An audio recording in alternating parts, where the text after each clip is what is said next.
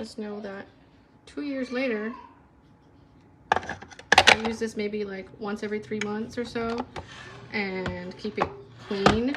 So in case you think we're disgusting, it's always clean, and yet food gets in there no matter what as you're like mixing it. As you can see, food rust gets in there even though you can try to clean it.